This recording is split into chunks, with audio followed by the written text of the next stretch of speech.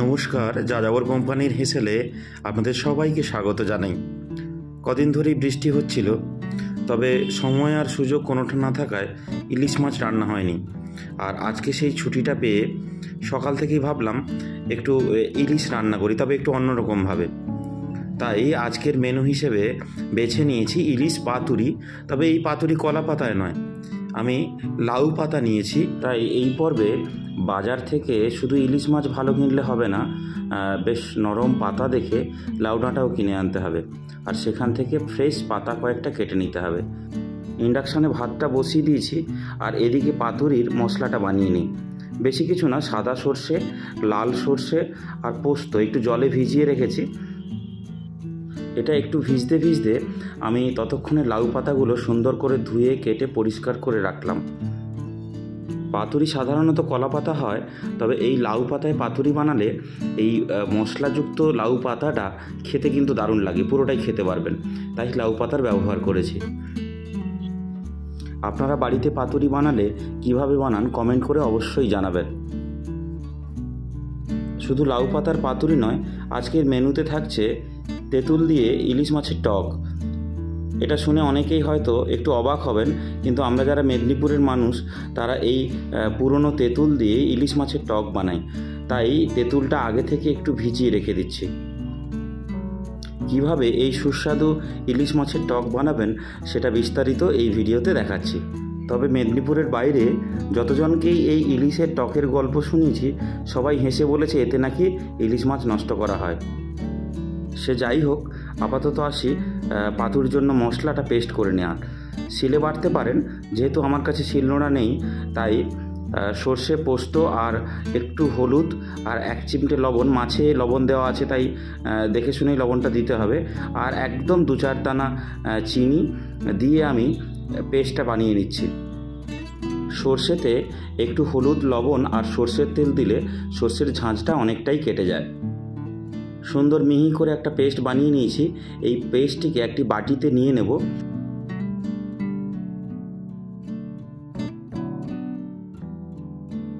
এখন সর্ষে পোস্তর মিশ্রণে একটু সর্ষের তেল মিশিয়ে নিচ্ছি। সর্ষের তেল ছাড়া আর যে জিনিসটা দিতে হবে সেটা হলো টক দই। একদম জল ঝরানো টক দই হলে সবচেয়ে ভালো হয়। আমি এখানে ঠিক একটা টক দই নিয়ে নিয়েছি, আর মোটামুটি 4 পিস মাছ করব, তাতে 100 গ্রাম মতো টক দই নিয়েছি। এবার এই টক দইটিকে একটি চামচের সাহায্যে খুব সুন্দরভাবে এই পেস্টের সঙ্গে মিশিয়ে নেব।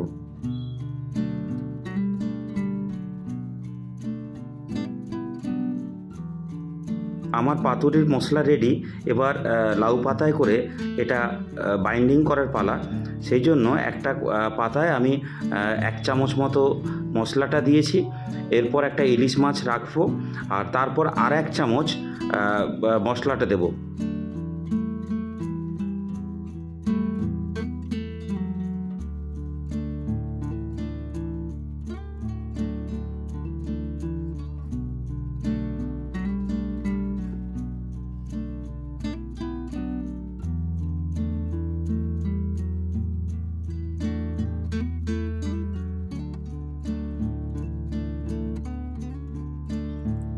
সুন্দর করে মশলাটা মাখা হয়ে গেলে উপর থেকে 1 চিমটে সর্ষের তেল আর একটা গোটা কাঁচা লঙ্কা দিয়ে দেব।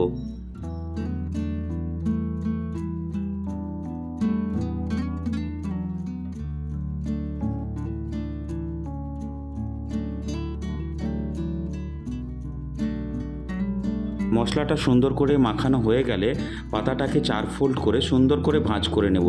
এরপর একটা সুতোর সাহায্যে এটিকে ভালো করে বেঁধে নেব। যদি মনে হয় যে কোনো দিক থেকে মশলা বেরিয়ে যাচ্ছে, তাহলে আরেকটু এক্সট্রা পাতারও ব্যবহার করতে পারেন। আমাদের হোস্টেল মেসের রান্না সুতো খুঁজে পাইনি, তাই একটা গজ ছিল, সেটাকে ধুয়ে সুতোর মতো ব্যবহার করেছি।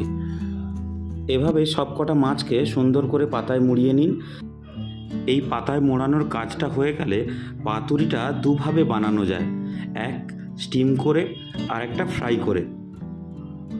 তবে এই মুহূর্তে আমার কাছে স্টিম করার মতো কোনো অপশান ছিল না, সবচেয়ে ভালো হয় মোমো তৈরির যে কন্টেনারগুলো থাকে সেগুলো থাকলে, অথবা আমরা যে পুলি পিঠে তৈরি করি সেরকম যদি কোনো ওই ছিদ্রযুক্ত বাটি থাকে তাহলেও কিন্তু করা যায়, কিন্তু দুটোর কোনোটাই আমার কাছে নাই, তাই সেই জন্য স্টিম করার অপশানে যেতে পারলাম না। তবে আমি ব্যক্তিগতভাবে মনে করি পাতুরি স্টিম করলেই সবচেয়ে বেশি ভালো লাগে, কিন্তু যেহেতু নেই অগত্যা অন্য কোনো উপায় না দেখে আমি এটিকে ফ্রাই করব, এবং সেটা কিভাবে ফ্রাই করলাম সেটাও আপনাদেরকে ভিডিওতে দেখাচ্ছি।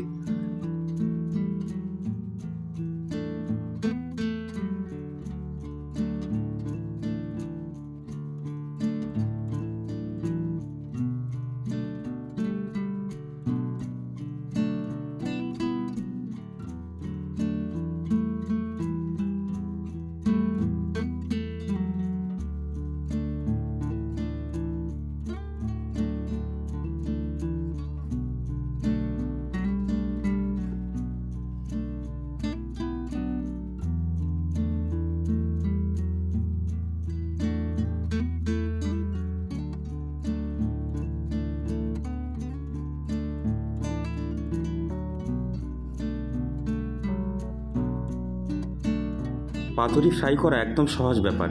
একটা শুকনো কড়াইতে সামান্য একটু তেল, সেটিকে ভালো করে ছড়িয়ে দিয়ে তারপরে ওই মুড়ে রাখা পাতুরিগুলোকে ধীরে ধীরে সাজিয়ে নিন। এরপর আর কিছুই নয়, একটা ঢাকনা দিয়ে লো থেকে মিডিয়াম ফ্লেমে রান্না করুন।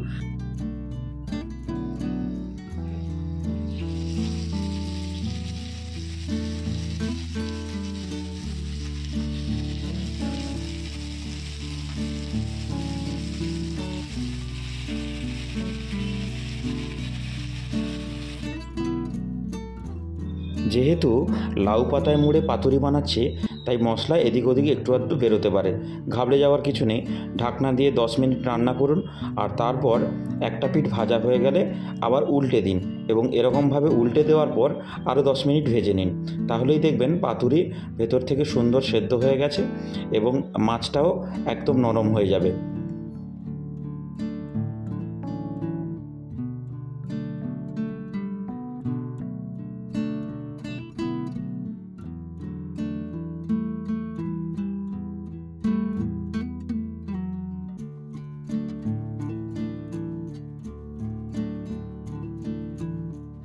ফ্রিজে ঝিঙে, পটল আর বেগুন এরকম একটা দুটো করে সবজি পড়েছিল, তাই সেগুলোও অল্প একটু ভেজে নিলাম।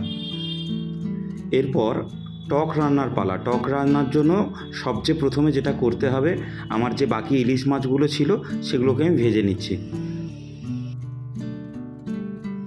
এরপর আর কিছুই নয়, ওই সর্ষের তেলের মধ্যে একটু 5 ফোড়ন আর 2-3টে কাঁচা লঙ্কা দিয়ে দিলাম।